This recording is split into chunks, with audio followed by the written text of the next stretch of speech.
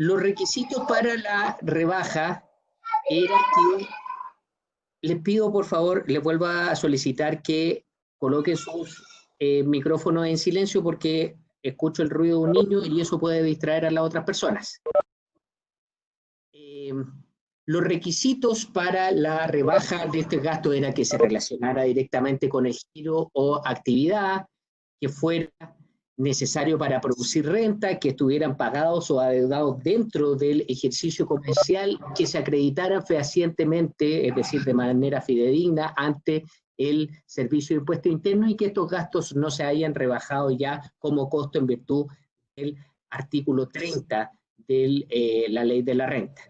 En base a una interpretación gramatical, la autoridad tributaria, es decir, el Servicio de Impuestos Internos, había señalado que el gasto necesario debía entenderse como aquellos imprescindibles, inevitables u obligatorios. Les debo aclarar que la interpretación gramatical consiste en señalar que consiste en revisar el significado que tienen las expresiones en el diccionario. Entonces, lo que hizo la autoridad fue básicamente ver qué significaba necesario en el diccionario de la Real Academia Española y llegó a la conclusión que era imprescindible, inevitable u obligatorio. Esto en realidad generó, o esta interpretación generó más de alguna dificultad, porque si uno lo piensa, la cantidad de gastos que son absolutamente obligatorios en una empresa son bastante pocos. Pensemos, por ejemplo, en qué es lo que sucede con la publicidad. Yo podría vender sin tener que hacer nada de publicidad, sí, podría hacerlo efectivamente, pero todos sabemos que el tráfico comercial, la experiencia indica que nosotros deberíamos contar con publicidad. Entonces, la ley 21.210 no es que elimine el concepto de gasto necesario, sino que lo define desde el punto de vista legal. ¿Y cómo lo define? Entendiéndose por tales, por gasto necesario, aquellos que tengan la aptitud de generar renta en el mismo o futuros ejercicios si se encuentren asociados al interés, desarrollo o mantención del giro o negocio. Las instrucciones sobre el particular no han salido aún, pero hagamos el ejercicio de interpretarlo con la misma herramienta gramatical. ¿Qué significa la aptitud? Es una cualidad para que algo sea adecuado, acomodado a cierto fin. ¿Y cuál es el fin? Generar renta. Fíjense que no lo hace necesario obligatorio, porque antes yo tenía que, si tenía un gasto, tenía que saber demostrar cómo esto me ayudó a generar renta.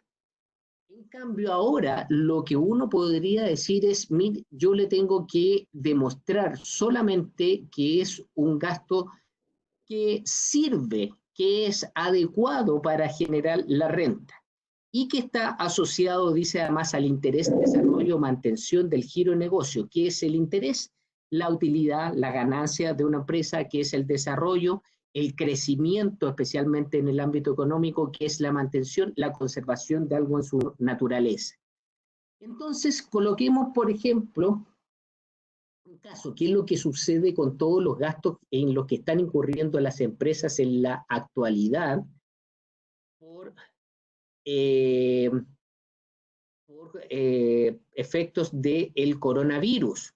¿Qué es lo que sucede con los gastos en alcohol gel? ¿Qué es lo que sucede con los gastos en mascarilla? Inclusive pensemos qué es lo que sucede con los gastos en remuneraciones de aquellos empleados que no están en estos momentos ejerciendo estas labores porque la empresa, por ejemplo, se encuentra en un sector con cuarentena.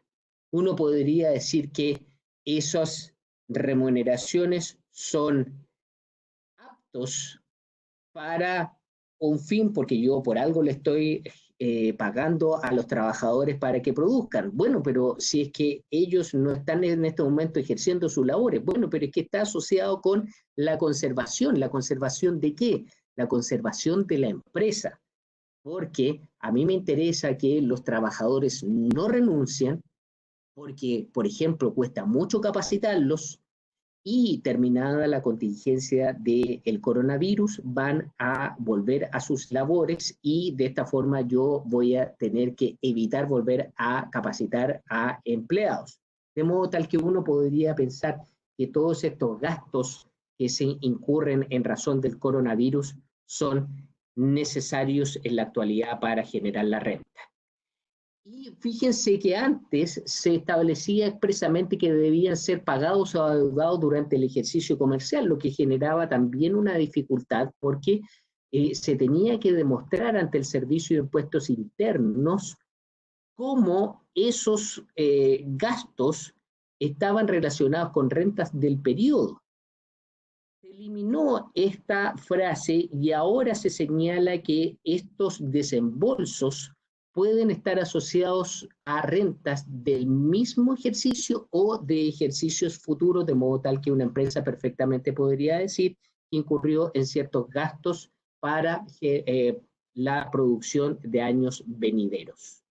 De modo tal que este es el panorama que tenemos en la actualidad. Si ustedes se fijan, no se eliminó el requisito de ser necesario para producir la renta, sino que se redefinió. Antes era obligatorio o inevitable, después o en la actualidad tienen que tener una aptitud y que se encuentren asociados al interés, desarrollo o conservación de la empresa. Antes debían estar pagados o adeudados en el ejercicio comercial, ahora no existe ese requisito y uno podría señalar entonces que lo que se requiere es sencillamente que se pueda asociar a este ejercicio o a ejercicios futuros. Vamos a continuar.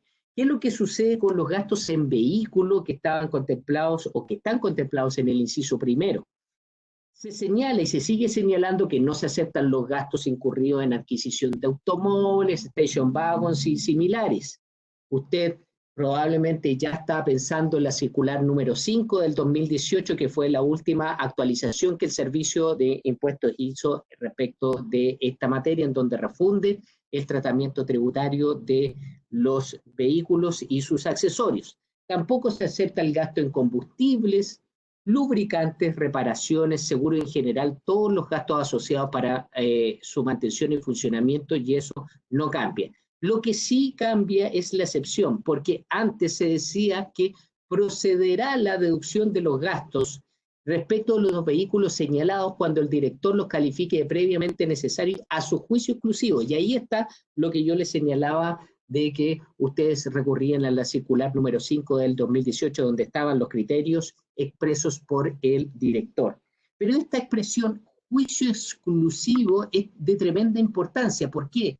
Porque si ustedes revisan el Código Tributario, todas las facultades que la ley tributaria otorga al director en carácter de juicio exclusivo no son reclamables por la vía de los tribunales de justicia, los tribunales tributarios y aduaneros. En cambio, en la actualidad se coloca, no obstante, procederá a la deducción de los gastos respecto a los vehículos señalados cuando el director, mediante resolución fundada, lo establezca por cumplirse los requisitos establecidos en la primera parte de este inciso. De modo tal que en la actualidad no existe esta expresión a su exclusivo y uno podría entender en consecuencia que esta resolución del director nacional es reclamable conforme a las reglas generales.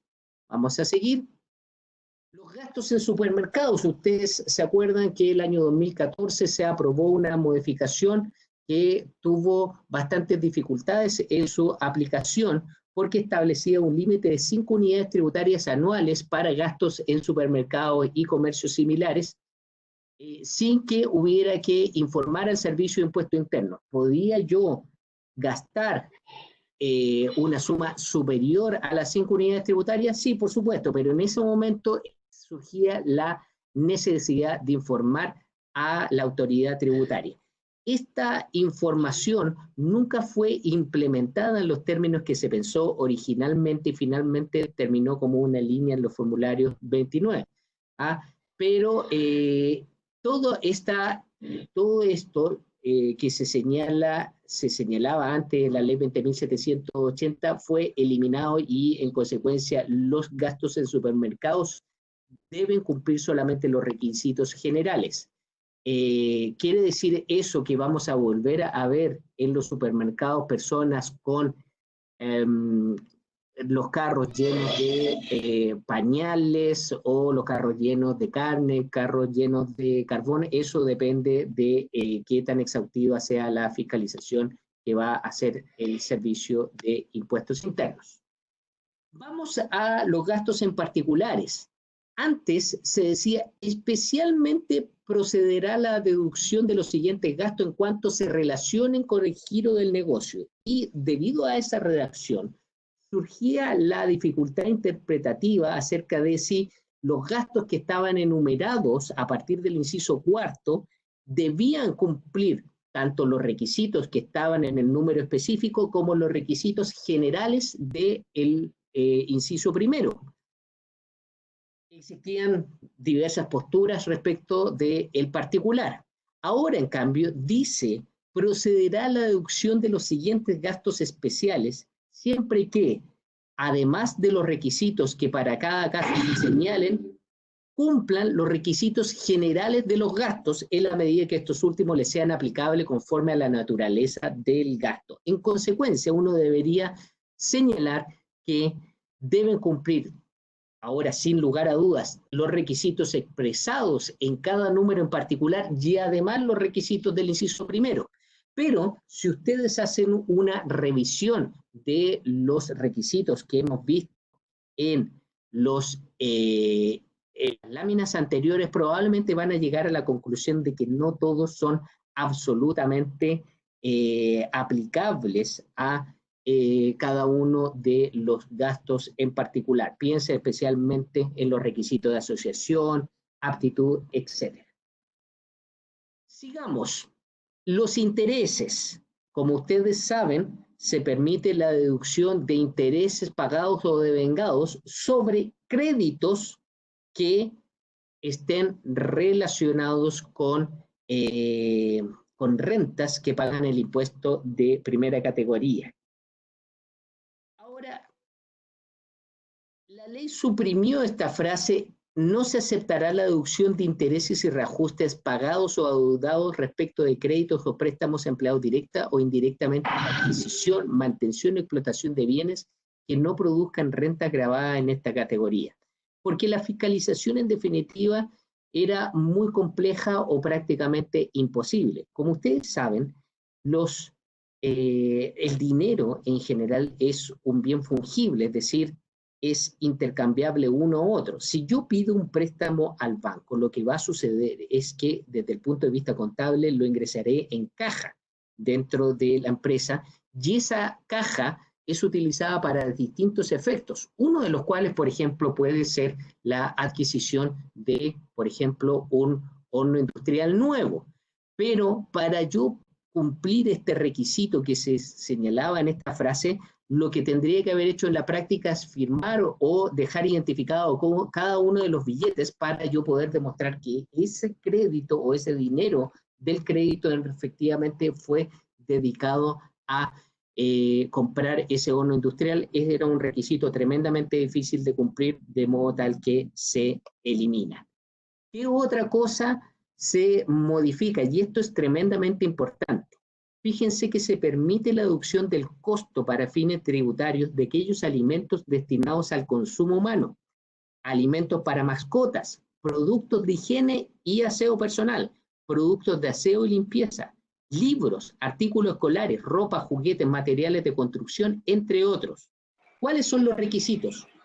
La comercialización de estos productos debe haberse vuelto inviable, no por su destrucción claramente, sino que, por ejemplo, ustedes saben que hay muchos supermercados que tienen una fecha límite hasta la cual ellos están comprometidos para vender sus productos. esa fecha límite es anterior a la fecha de vencimiento. Entonces, cuando llega esa fecha límite comprometida por el propio supermercado, los productores deben retirar sus productos que todavía no tienen, están dentro de la fecha de vencimiento o que no han pasado la fecha de vencimiento. Entonces, ellos pueden entregar estos a instituciones de caridad. Porque el segundo requisito es ser entregado a instituciones sin fines de lucro que estén inscritas en el servicio de impuesto interno. ¿Y con qué fines? Para la entrega gratuita, consumo y distribución entre personas de escasos recursos u otras instituciones sin fines de lucro. La ley no solamente establece la posibilidad de rebajar como gasto este costo, sino que también establece, y aquí me voy a adelantar un poco, un mecanismo para incentivar a que las empresas lo hagan y para castigar a aquellas empresas que, pudiendo haber entregado estos productos, no lo hacen. Del mismo modo, pero con algunas variaciones, procede la entrega gratuita de productos farmacéuticos en la medida que lo autorice el reglamento que emite el Ministerio de Salud para el control de productos farmacéuticos de uso humano. ¿Qué es lo que pasa si es que una empresa, pudiendo hacer esto, distribuir con fines de beneficencia estos productos, no lo hace? En estos casos se afecta con el impuesto único del inciso primero del artículo 21, lo que es una sanción bastante seria, porque ustedes entenderán que no siendo un gasto que esté relacionado con alguno de los propietarios de la empresa, tiene que pagar ese gasto rechazado un 40%, lo que es una sanción bastante grave. Para poder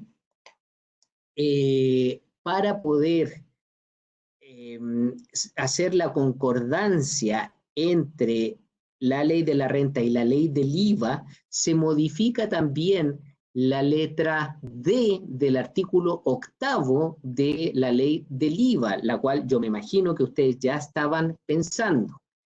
¿En qué sentido? Como ustedes saben, la letra D del artículo 8 se refiere al faltante de inventario y tiene como principal consecuencia que las cantidades que se consideren faltantes de inventario no dan derecho a crédito. Bueno, todas estas alimentos o productos en general que se sometan a esta reglamentación no van a ser considerados faltantes de inventario, no están dentro de la letra D y en consecuencia no son un hecho gravado especial.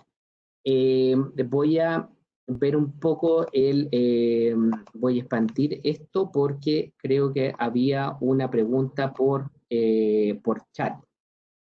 Déjenme ver, discúlpenme un segundo.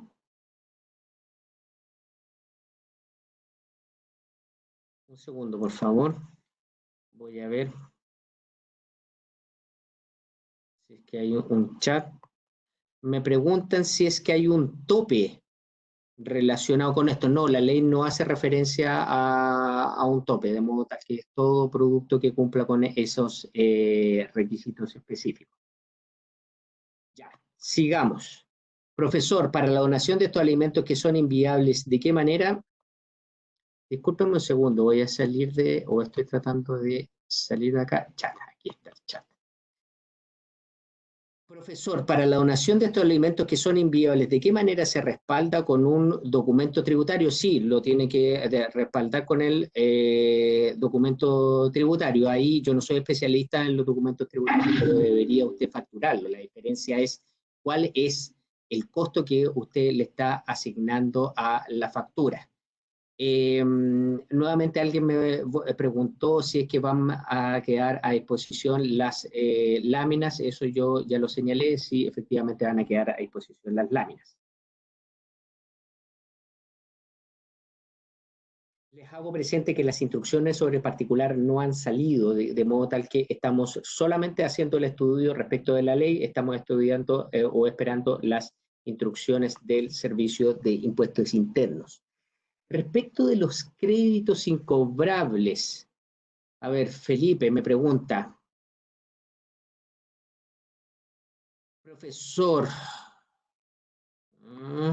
la institución que recibe la donación debe estar acreditada como receptora de donaciones, tiene que estar inscrita ante el Servicio de Impuestos Internos. En relación a los gastos del artículo 31, número 3, tratándose de contribuyentes del artículo 14D, número 3 y 8, ¿cuál sería la sanción? Bueno, hay algunos contribuyentes del artículo 14D a los que se les aplica el artículo 21. Entiendo que al artículo 14D, número 8, no se les aplica y en consecuencia no sería una donación o una destrucción que no estaría afecta a esa sanción. Profesor, los requisitos para los gastos deben ser copulativos, es decir, deben cumplirse todos para que no sean rechazados por el servicio. Los requisitos de esto que acabamos de ver, sí, deben ser copulativos. Como ustedes saben, nosotros teníamos una premisa en el ámbito tributario en el sentido de que no se aceptan las provisiones. Siempre uno hacía referencia a las provisiones por deudores incobrables. La premisa sigue siendo válida, pero se incorpora a partir de esta ley 21.210 un matiz. ¿Por qué? Porque el crédito, aún no siendo castigado, se va a poder deducir en la determinación de la renta líquida e imponible cuando se encuentren impagos por más de 365 días contados desde su vencimiento, o se acepta el valor que resulte de aplicar un porcentaje sobre el monto de los créditos vencidos.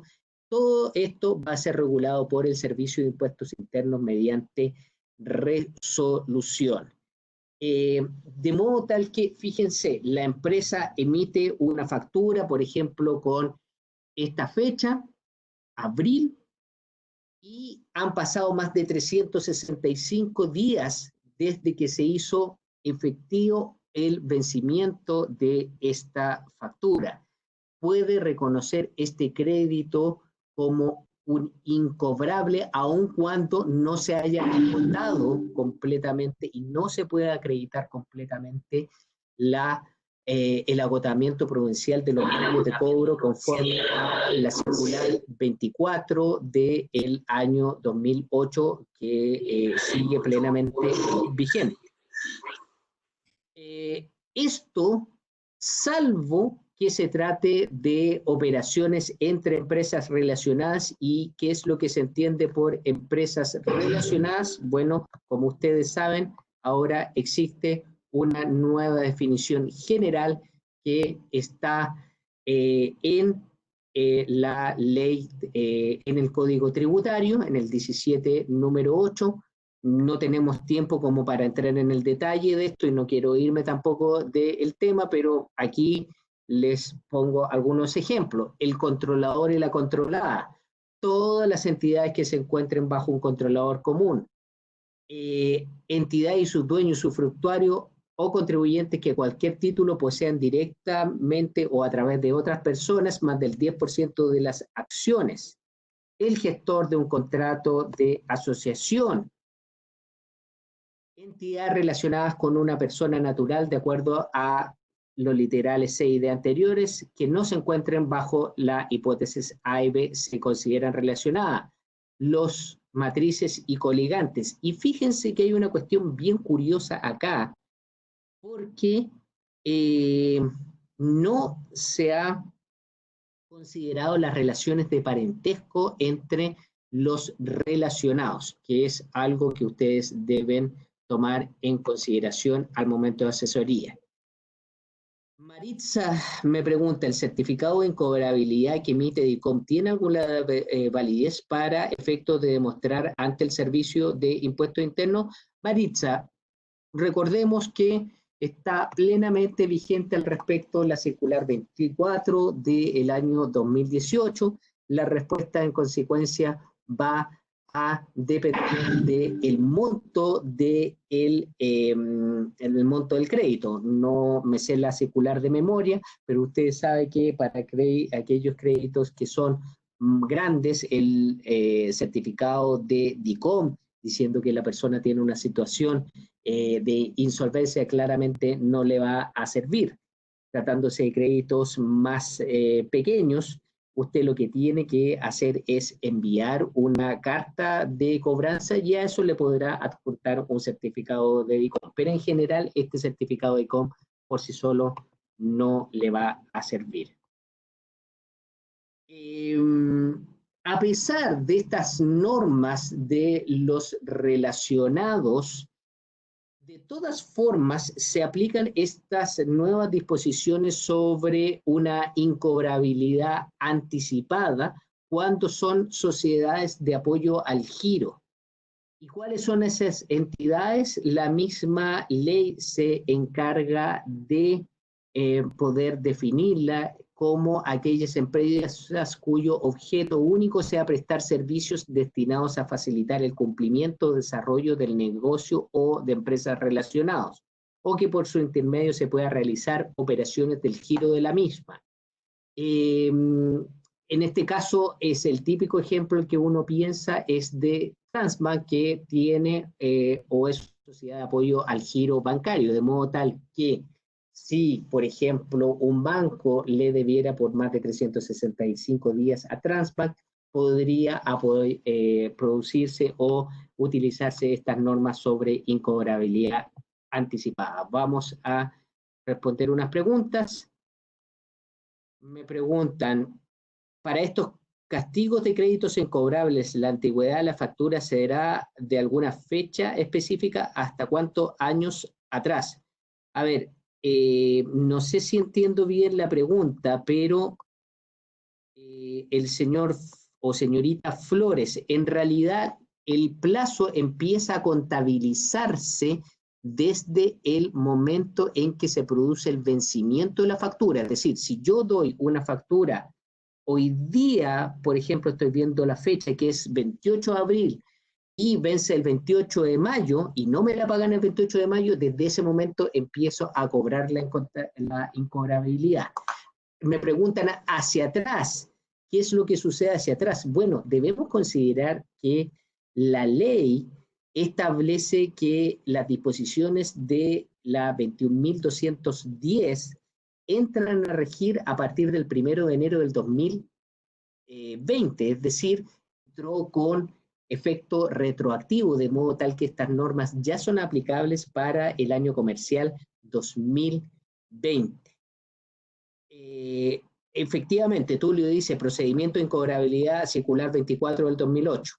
Debería considerarse un ingreso en esas sociedades cuando se realiza el castigo. Usted se refiere al ingreso en las sociedades que son deudoras.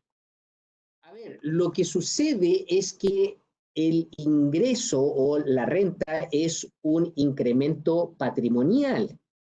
Y este incremento patrimonial usted no lo ha hecho porque a pesar de que la empresa sigue, la empresa acreedora lo ha castigado desde el punto de vista civil, la obligación usted la sigue manteniendo como empresa deudora.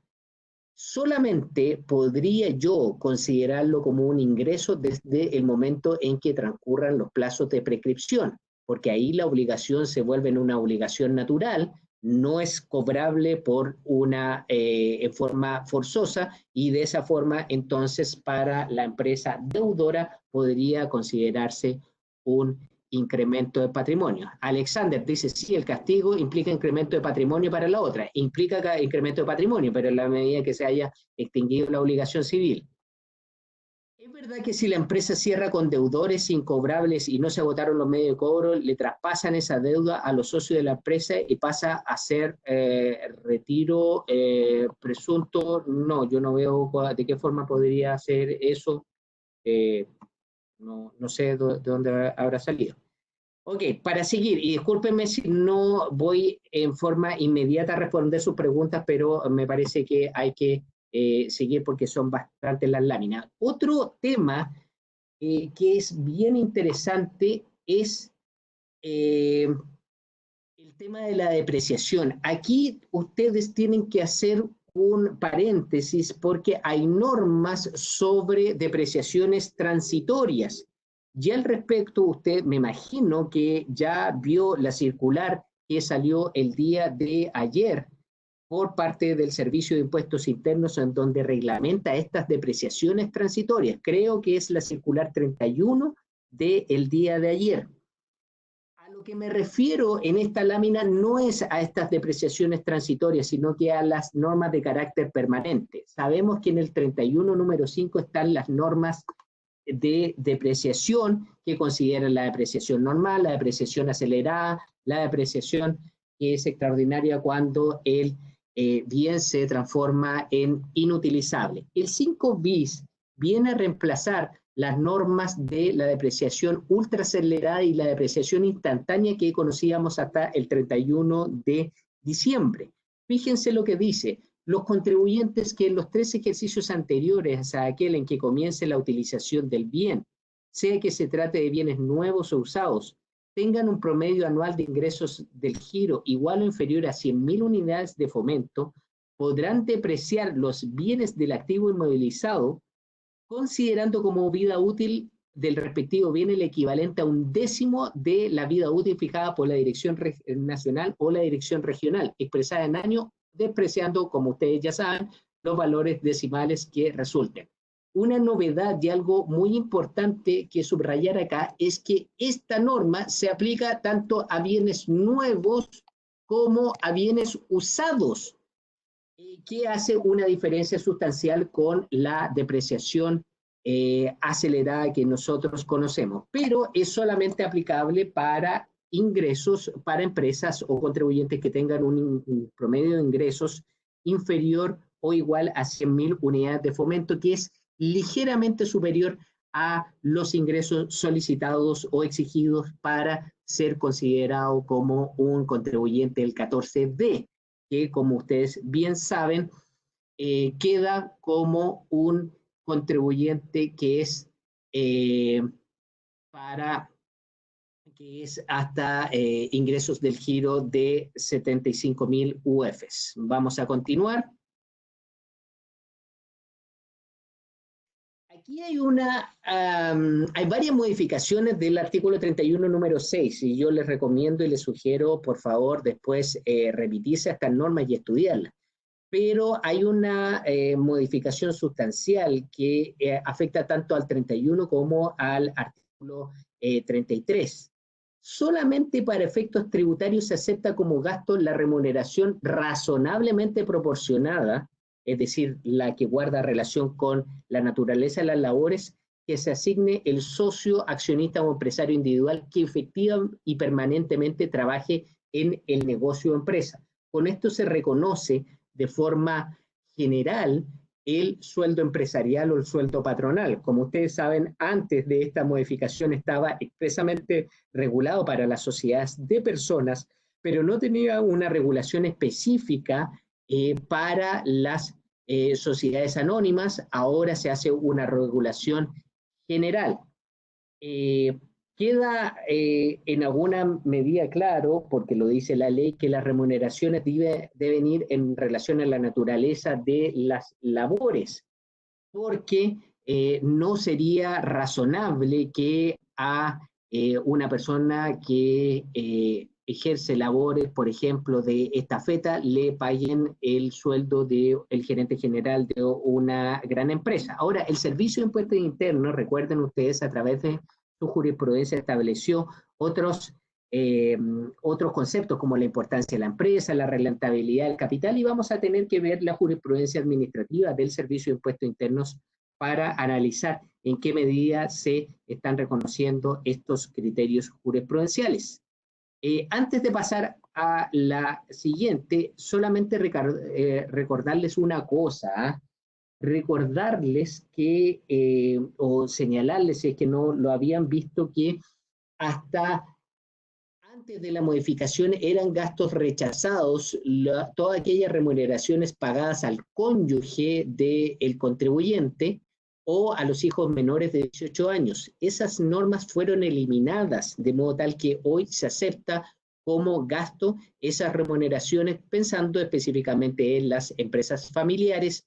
Y estas empresas familiares, como ustedes saben, muchas veces quienes trabajan son específicamente las familias. Vamos a ver si es que hay alguna pregunta.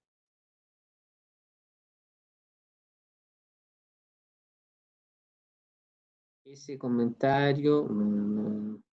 Los honorarios al accionista de un SPA, de una sociedad por acciones. Un poco que se me fue. Los honorarios al accionista de una sociedad por acciones son gasto rechazado ahora. A ver, voy a interpretar que cuando usted me dice honorario está refiriéndose a remuneración. Por lo que le estoy diciendo, la remuneración no es un gasto rechazado, porque la ley habla específicamente de la remuneración que se asigne al socio o accionista, y las sociedades por acciones tienen accionista, inclusive puede ser un accionista, de modo tal que si se asigna una remuneración a ese accionista no sería un gasto rechazado. Eso es lo que estoy interpretando de su pregunta. Profesor, ¿cómo se modificó el inciso? Los únicos requisitos que tiene el sueldo patronal es que trabaje efectivamente y el sueldo sea razonable. Por lo tanto, estos son los únicos requisitos establecidos por ley. No ha salido todavía las instrucciones del Servicio de Impuestos Internos, pero ustedes saben que por el principio de legalidad el Servicio de Impuestos Internos no puede establecer requisitos que no están contemplados en la ley. El otro día una persona me preguntó si es que había un tope y la ley no tenía este tope, de modo tal que todos esos requisitos que nosotros conocíamos ya no son aplicables. Cecilia me pregunta, ¿se puede asumir una indemnización por año de servicios al socio? ¿Es gasto aceptado? No me atrevería a asegurártelo, Cecilia, no conozco jurisprudencia con la nueva norma. El problema, Cecilia, que se provoca ahí, más que desde el punto de vista tributario, es un punto de vista laboral. Como ustedes saben, la indemnización por años de servicio se genera cuando una persona es desvinculada de la empresa. Y el sueldo patronal o el sueldo empresarial consiste precisamente en que el dueño de la empresa, el accionista, el socio de la empresa, es contratado por la misma. De modo tal que se te produce un problema desde el punto de vista laboral, porque no es comprensible para el derecho laboral que el mismo socio se autodespida. ¿Ya? ¿Existe el autodespido en derecho laboral? Sí, existe el autodespido, pero no es esta figura a la que nos referimos. ¿Se puede asumir una indemnización por años de servicio al socio? ¿Es gasto aceptado? Bueno, ya lo dije, profesor, una SPA donde los socios hacen de todo, circo pobre, ¿cómo podrían tener una remuneración razonablemente proporcionada según la naturaleza de sus funciones? Si hacen de todo, bueno, eso es algo que va a haber que determinar con la práctica, pero en general yo te diría que no es tan difícil, porque en general las sociedades por acciones o las pequeñas empresas, los accionistas hacen de todo, y entonces basta solamente ver un estudio comparativo de cuál es la realidad de otras empresas similares y uno podría determinar cuál es la remuneración razonablemente proporcionada. A ver, disculpen, han surgido muchas preguntas, pero lo que pasa es que no quiero detenerme en los casos específicos sin haber avanzado un poco en respeto a aquellas personas que quieren ver las situaciones un poco más generales. Yo, después de que termine esta exposición, no tengo ningún problema en quedarme viendo los casos específicos. Se incorporan, y con esto ya vamos viendo las últimas láminas, se incorporan gastos relacionados con medio ambiente, artículo 31, número 13. Como ustedes saben, muchas veces las empresas llegan a ciertos acuerdos con la autoridad medioambiental en torno a realizar desembolsos, y esos acuerdos están contemplados en el proyecto o actividad y han sido aprobadas por una resolución de la autoridad competente. Pero estos acuerdos muchas veces no cumplían con los requisitos de ser un gasto necesario porque estaban un poco alejados de lo que es el giro de la empresa. Imagínense una empresa eléctrica que tiene que inundar una cierta zona y como una medida de compensación ofrece trasladar especies arbóreas, ofrece trasladar animales hacia otra zona, ofrece construir una nueva cancha de fútbol, ofrece construir una nueva escuela. Todos esos compromisos de carácter medioambiental no estaban bien considerados tratándose de la antigua norma y ahora se abre el camino. Nosotros estamos trabajando en esto en el Centro de Estudios Tributarios, se va a publicar dentro de este semestre un análisis de este nuevo número. También se incluyen aquellos gastos de carácter voluntario incluidos en la declaración de impacto ambiental, con una sola limitación, que los pagos no deben efectuarse a entidades del mismo grupo empresarial o relacionados. Y finalmente tenemos que las indemnizaciones, artículo 31, número 14. Se incorporan los desembolsos o descuentos ordenados por entidades fiscalizadoras que efectivamente pague el contribuyente en cumplimiento de una obligación legal de indemnizar o compensar el daño patrimonial a sus clientes u usuarios. ¿Qué es lo que sucede aquí? Muchas veces las empresas que han tenido alguna actitud cuestionable, digamos, por ejemplo, un acto colusivo, llegan a acuerdos con entidades fiscalizadoras, por ejemplo, el CERNAC, para compensar a los clientes mediante descuentos de estas cadenas. Entonces, estos gastos pueden ser considerados necesarios para producir la renta bajo un requisito, que la obligación de compensar no exija la prueba de la negligencia, es decir, no tiene que existir una sentencia judicial que haya declarado que la empresa actuó con culpa o con dolo, porque se actuó de modo negligente o actuó de manera dolosa, es decir, con la intención de provocar este perjuicio, entonces la ley dice, oye, esta indemnización más encima no te la vamos a estar reconociendo como un gasto necesario.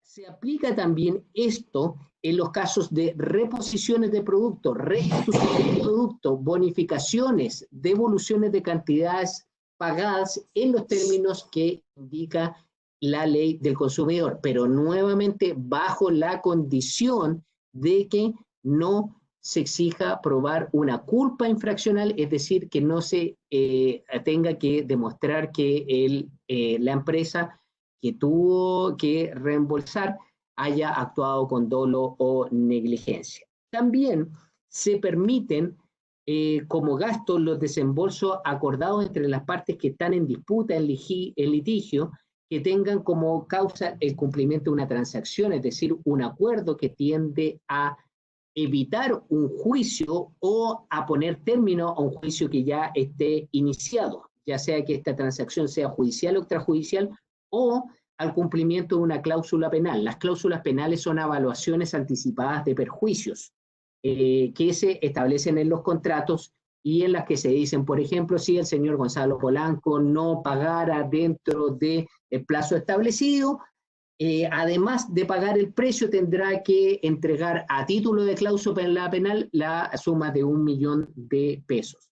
¿Por qué se estableció? Porque se llegó a la conclusión que el mismo sistema tributario estaba impidiendo que las partes llegaran a acuerdos en los tribunales, y era el mismo sistema tributario el que estaba haciendo en alguna medida que se tuvieran que judicializar las causas los problemas entre personas y entre empresas para esperar la sentencia judicial y que con esa sentencia judicial tuvieran que ser considerados como gastos necesarios.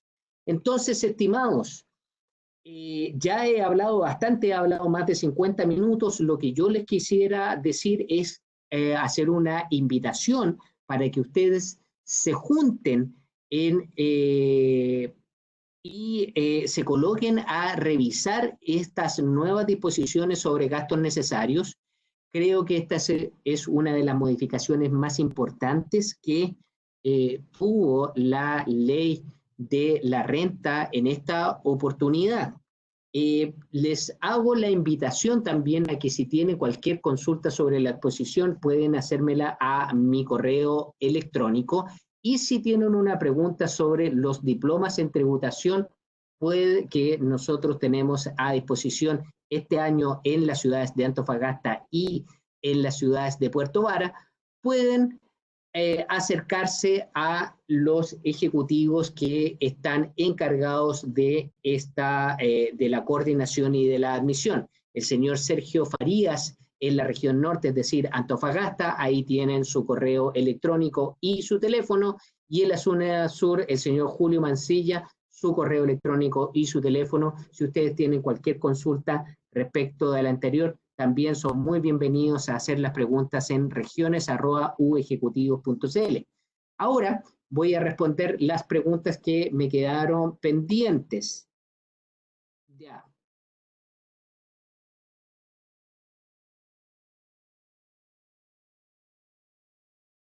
Ya, la pregunta... Ya, lo que me quede, la pregunta del honorario es porque el artículo 31, número 6, habla remuneración afecta a impuesto único de segunda categoría. Sí, efectivamente, yo cuando respondí esa pregunta, asimilé que usted al decir honorarios se refería a remuneración, pero si usted está haciendo la distinción y se refiere a honorarios en los términos que nosotros conocemos, es decir, las boletas de honorarios que se pagan a trabajadores que son independientes, 42 número 2, o a contribuyentes del global complementario, esto no cabe dentro del concepto de gasto del artículo 31 número 6. Dicho en corto, lo que yo entiendo es que si se paga al empresario una boleta de honorario, eso no cabe dentro del artículo 31, número 6, y habría que ver si es que cumple con los requisitos generales del gasto.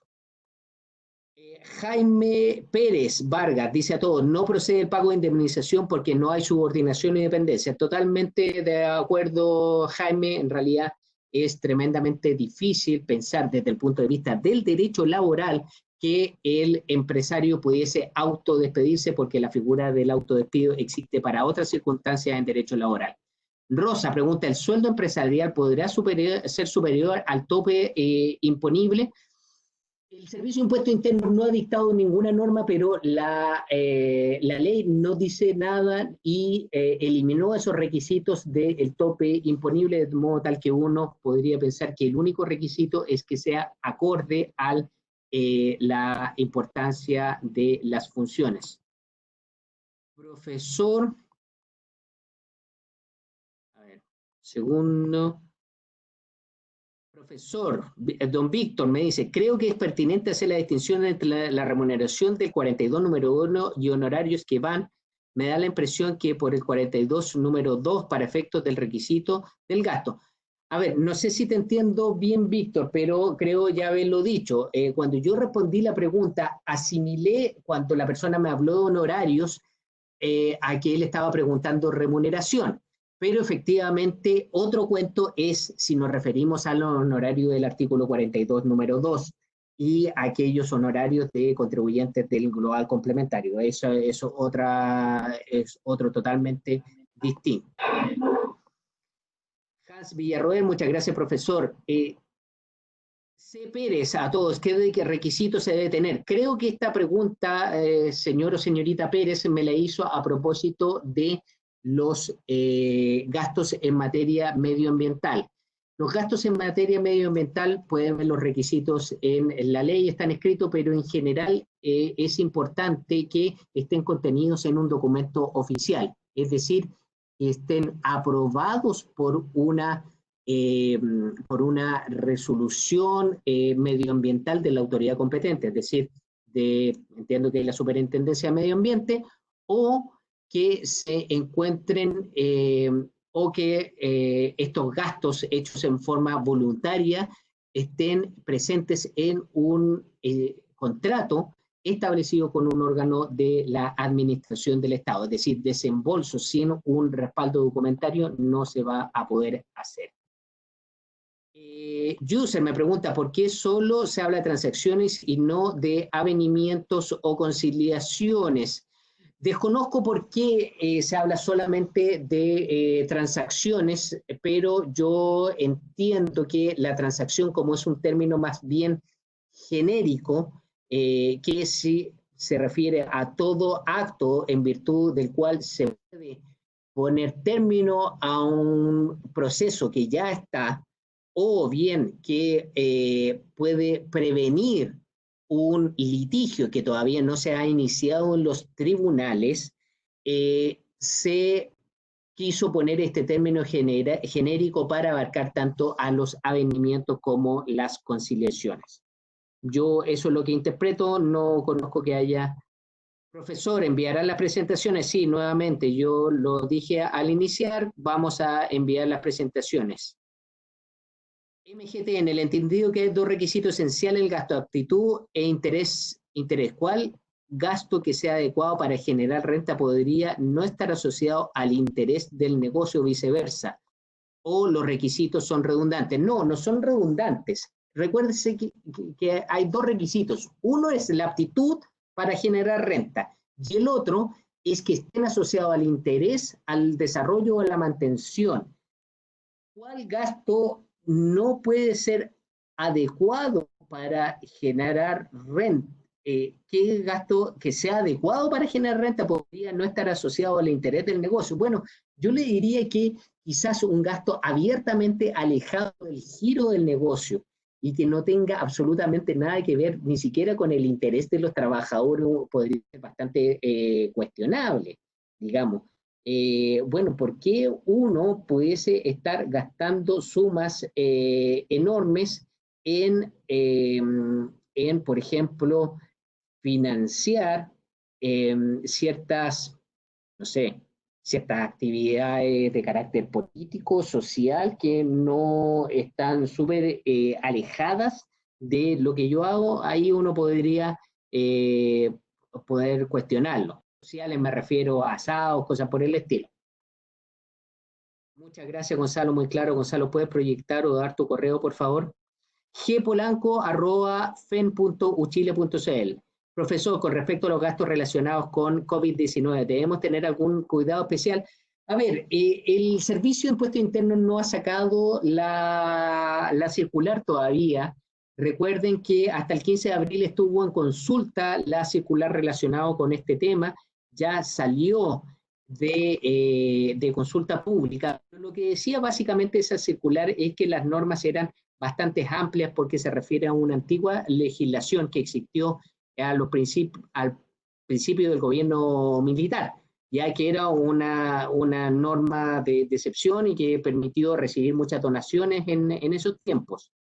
Lo que yo le diría que tenga cuidado es, primero que todo, que la empresa donante debe donar bienes que sean del activo. Es decir, si yo soy una empresa de zapatos, yo no me voy a comprar un helicóptero para donarlo. Y en segundo lugar, el registro de esas donaciones. Todavía no tenemos una resolución o algo que diga específicamente relación con cómo se van a registrar, pero la contabilidad sin lugar a dudas resulta ser muy relevante. Muchas gracias, profesor, súper claro, muchas gracias. Todo puede ser aceptado, todo puede ser gasto aceptado. Lo relacionado a COVID no, como en todos los gastos, no todo necesariamente va a ser aceptado. Muchas gracias, muy clara su posición.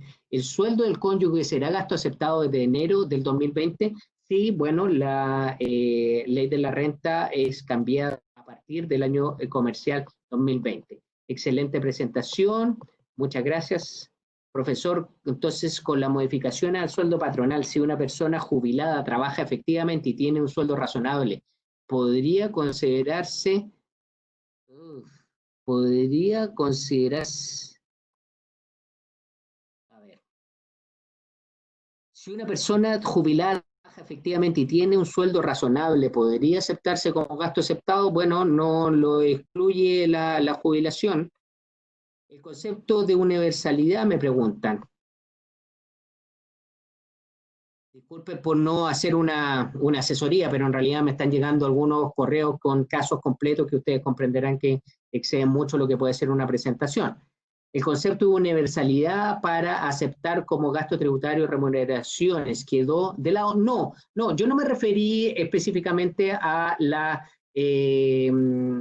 los gastos en general de los trabajadores, solamente quise hacer referencia al sueldo patronal, no ha quedado de lado. Ahora, usted me pregunta, ¿le puedo pagar bono extra a algunos funcionarios y no a todos y el gasto será aceptado? Lo que pasa es que el concepto de universalidad nunca dijo relación con que fueran a todos, sino que decía relación con que fueran eh, que fuesen bajo condiciones generales, es decir, nunca estuvo prohibido que yo, por ejemplo, le repartiera un bono solamente a aquellas personas que trabajan en los factores o en los sectores relacionados con la producción de la empresa y no, por ejemplo, aquellos que estén relacionados con la dirección o con la gerencia. Nunca estuvo prohibido que yo diera un bono por ventas y no le repartiera ese bono a otras personas. Eso lo hacen las empresas, ¿ya? Eso sigue siendo de la misma forma. Muchas gracias. Jorge, en el caso de que un contribuyente rebaja un crédito, puesto que han pasado 365 días, no obstante no se ha ejercido acción de cobro alguno, ¿podría el servicio cuestionar dicha rebaja más allá del plazo de prescripción?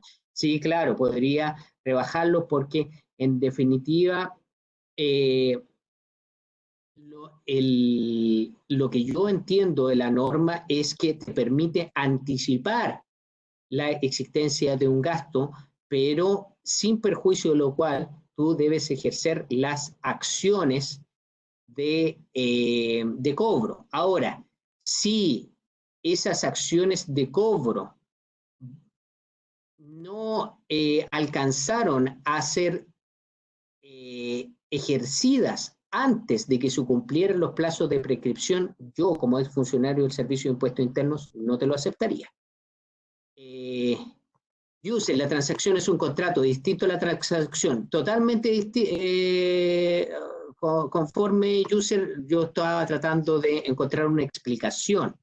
Estoy súper de acuerdo en que la conciliación es distinto la conciliación es distinta a la transacción, pero yo estoy pensando o tratando de imaginar qué dijo el legislador y pensando en que trató de recurrir a términos más genéricos. Si usted me pregunta, yo hubiese puesto conciliación y avenimiento, sí, lo podría haber hecho. ¿Es posible que una empresa pueda construir un gimnasio para los trabajadores como esparcimiento y que ahora sea aceptado considerando la nueva ley? A ver, pasa lo mismo, yo no puedo darle por firmado que esto va a ser aceptado, depende de las condiciones específicas del caso, pero yo creo que existen bastante más herramientas con la nueva descripción para que pueda armar un buen caso y pueda justificar. ¿Cuáles son los efectos tributarios para el trabajador y la empresa en caso de autodespido y la entrega de indemnización por... Estefanía, yo creo que la pregunta ya excede un poco el ámbito de esta exposición, porque en realidad el efecto del autodespido y todo lo demás, yo quisiera, si me mandas un correo electrónico, no tengo ningún problema en respondértelo, pero ahí está la pregunta. Muy buena presentación, Gonzalo, un abrazo, muchas gracias, gracias. El Servicio de Impuesto Interno hoy está rechazando todas las indemnizaciones por ineficiencias, aunque estén relacionados con el giro.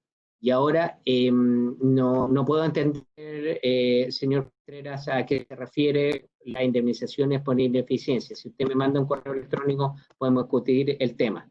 Gracias, don Gonzalo, excelente presentación, muy bien la presentación.